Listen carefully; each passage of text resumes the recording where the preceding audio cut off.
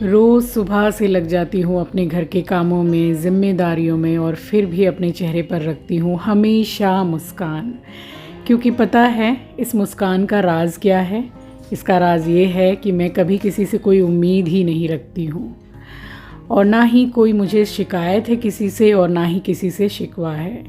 क्योंकि जितनी आप लोगों से उम्मीद रखेंगे ना, उतनी ही आपको तकलीफ़ पहुँचेगी।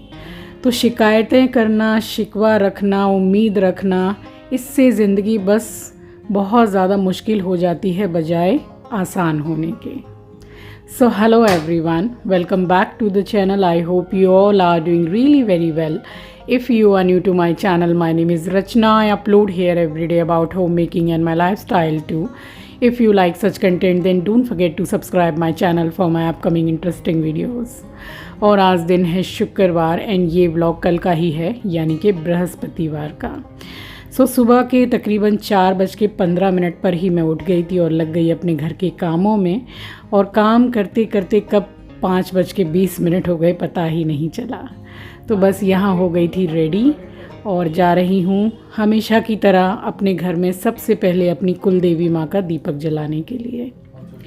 घर में सुख शांति रहे, सब कुछ अच्छा रहे, भरे पूरे रहें, संपन्नता बनी रहे, उसके लिए रोज़ सुबह से उठ के यही मेरी कोशिश रहती है कि हे माँ, मेरे परिवार को हमेशा सुख समृद्धि से भरा पूरा रखिएगा।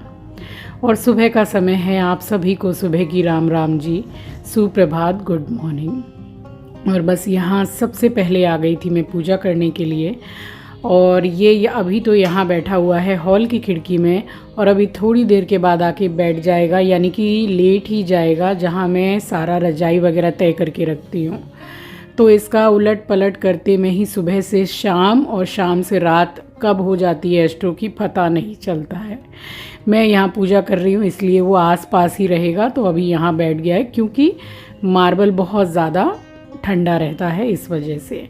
बृहस्पतिवार का दिन था और मैंने चिंकी से तुलसी बेलपत्र मंगवाए थे, तो वो इतने सारे फूल भी ले आया था। वो भी मैंने चढ़ा दिए एंड फाइनली मैंने पूरा मंदिर सजा के फिर पूजा की है। उसके बाद मैं निकली हूँ मम्मी के साथ में बैकुंठनाथ मंदिर और महालक्ष्मी मंदिर के लिए। ज़रूरी नहीं है कि संक्रांति जब आएगी तभी आप कुछ दान कीजिए तो आपको उसका फल 10 गुना होके मिलेगा, ऐसा नहीं है। क्योंकि ठंड तो लोगों को संक्रांति से पहले भी लगती है ना। तो बस कुछ कंबल ख़रीद लिए थे जो हर साल मैं और मम्मी कुछ ज़रूरतमंदों को देते हैं, बस वही हमने दिया था। और यहाँ हो गई थी पूजा, और उसके बाद में फिर मैंने चिंकी को बोला है कि नीचे जाके गेट खोल और मुझे निकलना है। तो बस यहाँ पे एक्चुअली कल के दिन थोड़ी सी कम ठंडी थी बाकी और दिनों के मुकाबले। बस यहाँ रेडी होके फटाफट निकल गई हूँ मैं। और उसके बाद में फिर हमने दर्शन किए हैं, बहुत ही बढ़िया दर्शन हुए हैं। और रास्ते में जैसे ऑटो में जाओ तो अच्छी खासी ठंड लगती है, क्योंकि एकदम भोर का समय रहता है, तो हवा भी अच्छी खासी लगती है। मैंने तो ऑटो के साइड में जो पर्दा रहता है ना, वो भी लगवा दिया था। मैंने कहा ऑटो वाले भैया को कि भाई मुझे ठंड ज़्यादा लग रही है, तो फिर मम्मी ने बोला कि ये पर्दा लगा दो, क्योंकि ठंड अच्छी खासी लगती है जब हाईवे पे पूरा ऑटो चलता है। तो यहाँ चिंकी ने गेट खोल दिया था एंड फाइनली मैं निकल गई थी मंदिर के लिए। ये कुछ कंबल ले लिए थे हमने जो हमें ज़रूरतमंदों को बांटने हैं। तो बस ये ऑटो में लगा दिया है और फ़िलहाल निकले थे बैकुंठनाथ मंदिर और महालक्ष्मी मंदिर के लिए। तो मम्मी तो अभी जब से ठंड शुरू हुई है तब से भूतनाथ में भी शॉल और ये सब अभी जैसे कि बांटती आई हैं। जो भी ज़रूरतमंद हैं वो भी जानते हैं कि हर ट्यूसडे या वेडनेसडे वो जाती ही हैं भूतनाथ। तो फिर वो लोग बोलते भी हैं कि मतलब हमें ठंड लगती है तो हमें कंबल चाहिए या शॉल चाहिए, तो इस तरीके से वो बांटती ही चली आ रही हैं। और फ़िलहाल ये मैं गई थी साथ में बांटने के लिए। तो सबसे पहले आप माता लक्ष्मी के दर्शन कर लीजिए। यहाँ हम पहुँच गए थे महालक्ष्मी मंदिर। और बहुत से मेरे फ्रेंड्स, मेरे सब्सक्राइबर्स पूछते हैं कि ये मंदिर कहाँ है। तो ये कोलकाता के गणेश टॉकीज़ में ये मंदिर है। ये दोनों ही मंदिर बस 2 मिनट की डिस्टेंस पर ही है। यहाँ दर्शन कर लिए थे और कुछ कंबल यहाँ जो ज़रूरतमंद हैं लोग वो थे, तो यहाँ मम्मी ने 5 से 6 कंबल यहाँ पर उनको मतलब पहना दिए थे। और उसके बाद में यहाँ हम सीधे आ गए हैं बैकुंठनाथ मंदिर। तो यहाँ से फूल प्रसाद लेके सबसे पहले हम गए हैं मंदिर में, और उसके बाद में हमने दर्शन किए हैं भगवान के, और फिर बाहर आके तब फिर जो हमें कंबल मतलब बांटने थे वो हमने बांटे हैं।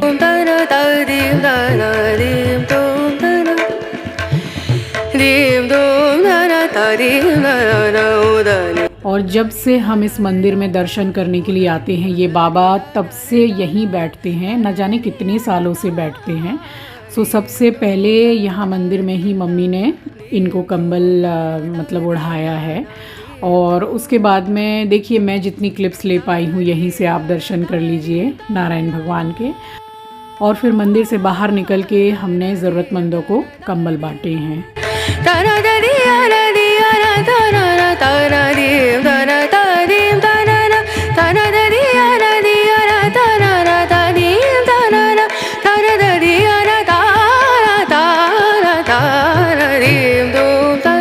तो बस मैं तो एक बात जानती हूँ कि आपके अपने कर्म ही हैं जो आपके साथ जाएंगे, तो कभी किसी का बुरा मत कीजिए। और जिन्होंने आपके साथ बुरा किया है उनको आप भगवान पर छोड़ दीजिए, उनको कभी बद्दुआ मत दीजिए, कभी उनको हानि मत पहुँचाइए, कुछ बुरा अपने मुँह से आप मत बोलिए।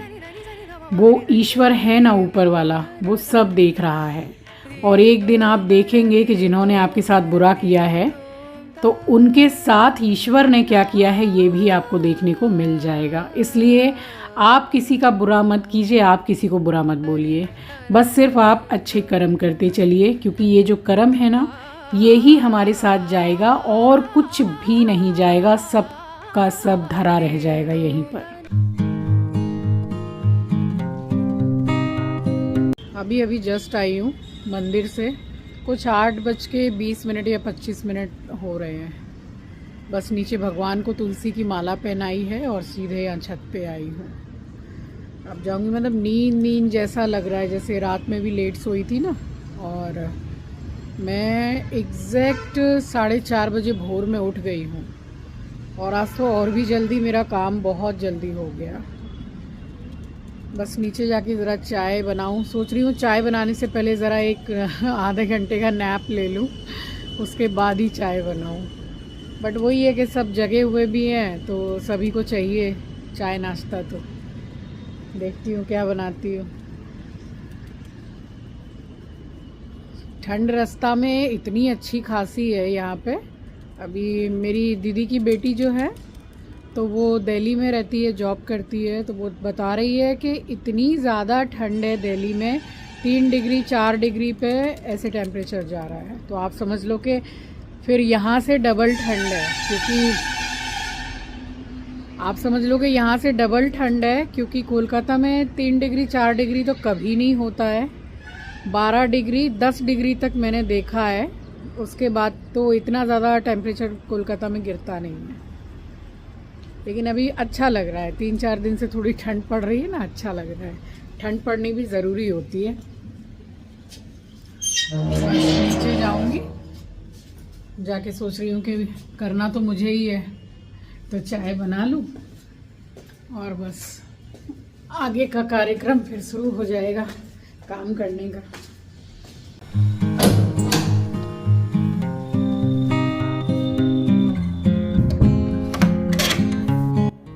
वापस आके पक्षियों को मैंने खिलाया है, पानी चेंज करके रखा उनका पीने का। उसके बाद सीधे नीचे चली आई हूँ। बड़ा मन कर रहा था लॉट्स ऑफ वेजिटेबल्स डाल के जो बेसन वाली ब्रेड बनती है ना, ये कहीं ना कहीं बहुत ज़्यादा हेल्दी भी है। और मैदा वाली ब्रेड नहीं ली है मैंने, ब्राउन ब्रेड ली है। एक्चुअल में देखिए बोलने का रहता है कि ब्राउन ब्रेड है तो आटे वाली ब्रेड है, ऐसा कुछ भी नहीं है, उसमें भी मैदा मिक्स होता ही है। I know very well. तो चलिए कभी कभी ब्रेड खाते हैं। सो 2-2 ब्रेड सब ने ही ले ली थी और हेवी भी रहती है। यहाँ प्याज, टमाटर, हरी मिर्ची, शिमला मिर्ची और थोड़े 1 कटोरी के करीब मैंने मेथी ली है, हरा धनिया लिया है। तो बहुत सारी वेजीज़ मैंने डाली है। आप अपनी पसंद की कोई भी वेजिटेबल्स डाल सकते हैं, इसमें पनीर भी डाल सकते हैं, आप आलू भी डाल सकते हैं इसमें। बस इसमें हिसाब से ऊपर से मैं बेसन डाल रही हूँ, फ़िलहाल थोड़ा कम डाला है। सो फिलहाल अभी मिक्स करूँगी और जैसे जैसे मुझे ज़रूरत पड़ी है बेसन की तो थोड़ा थोड़ा करके मैंने मिक्स किया है। और ऊपर से डाली है मैंने हींग, थोड़ी सी हल्दी पाउडर, थोड़ा सा काली मिर्च का पाउडर, लाल मिर्ची पाउडर और कसूरी मेथी। तो मैंने साग वाला जो मेथी होता है वो भी डाली है और कसूरी मेथी भी डाली है। टेस्ट काफ़ी अच्छा आता है। थोड़ा थोड़ा पानी डाल के मिक्स कर रही हूँ और बस अभी थोड़े से बेसन की और ज़रूरत मुझे महसूस हो रही थी तो बस थोड़ा सा मैंने और डाला है। बाकी आप इसको थोड़ा ज़्यादा पतला भी घोल करके आप बना सकते हो।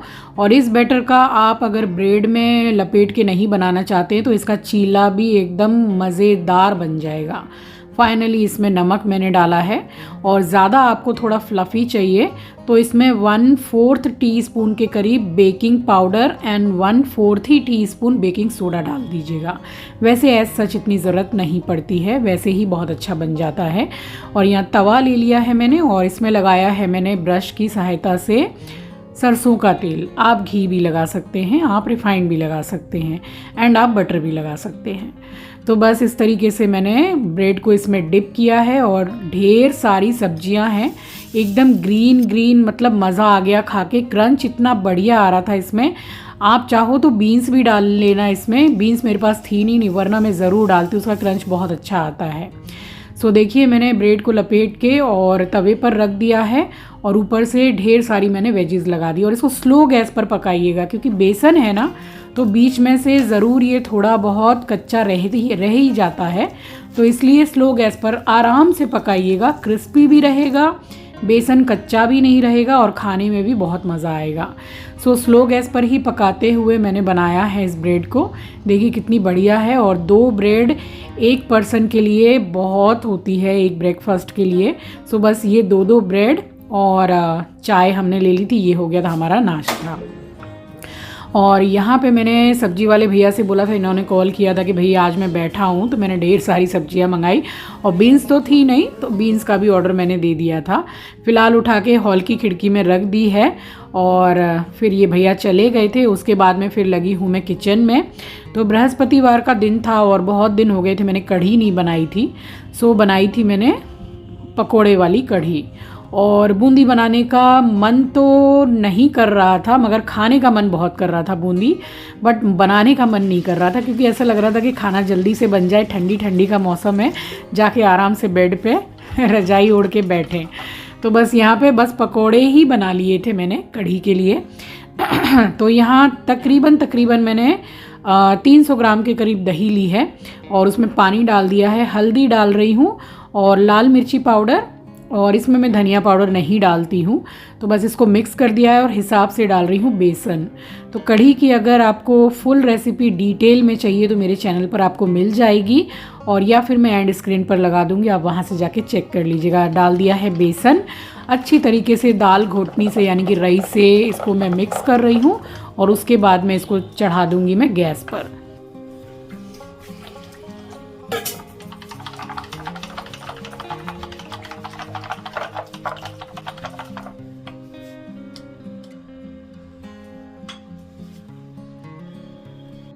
रेसिपी शॉर्टकट में दे रही हूँ क्योंकि काफ़ी बार मैं कढ़ी की रेसिपी दे चुकी हूँ। तो इसमें मैंने प्याज को लंबाई में कट करके लिया है, हरी मिर्ची, हरा धनिया, बेसन, नमक और हींग और थोड़ी सी हल्दी पाउडर, दैट्स इट। इसमें और मैंने कुछ भी नहीं डाला है। तो थोड़ी ही पकौड़ियाँ मैंने बनाई थी, ज़्यादा नहीं बनाई थी। तो एक साइड में ये चलाते हुए इसमें बॉयल आ गया था कढ़ी में, तो बस मैंने गैस को स्लो कर दिया है, ये पकती रहेगी और एक साइड बनाऊँगी मैं पकौड़ियाँ।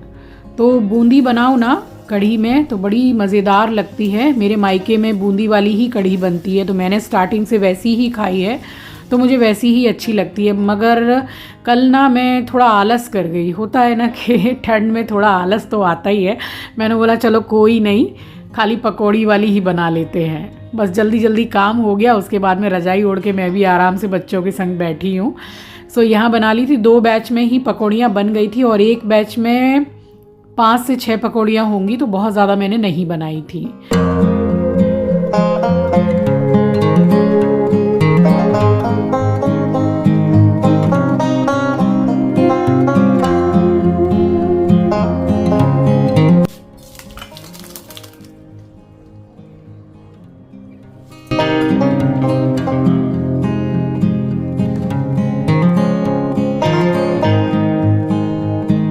यहाँ कढ़ी पकते पकते अच्छी खासी रिड्यूस हो गई थी। उसके बाद मैंने पकौड़ी मिलाई है और उसके बाद भी मैंने 4-5 मिनट स्लो गैस पर पकाया है। कंसिस्टेंसी मुझे सही लग रही थी तो मैंने डाल दिया हरा धनिया, गैस को कर दिया ऑफ। और उसके बाद में जो तेल बचा था इसमें 2 तेज़पत्ता, 2 सूखी लाल मिर्च, जीरा, हींग, 3-4 लौंग और दैट्स इट, बस और कुछ भी नहीं डाला है। और इसी का तड़का बड़ा मज़े का लगता है कढ़ी में।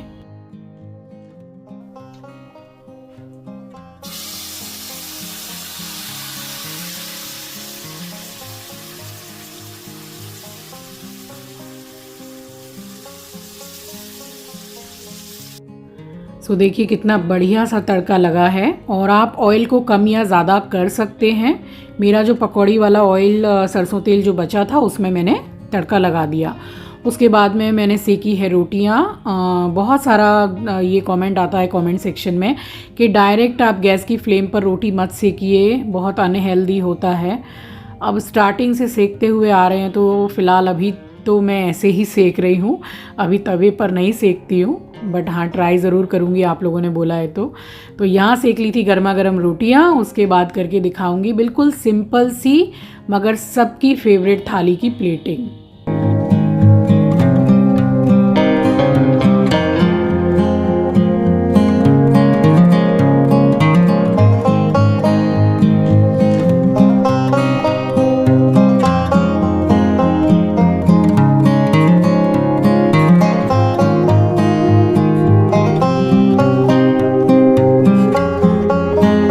सो यहाँ बस मेरी प्लेटिंग होने वाली है कंप्लीट। तो आई होप आपको थाली एंड वीडियो दोनों ही पसंद आए होंगे।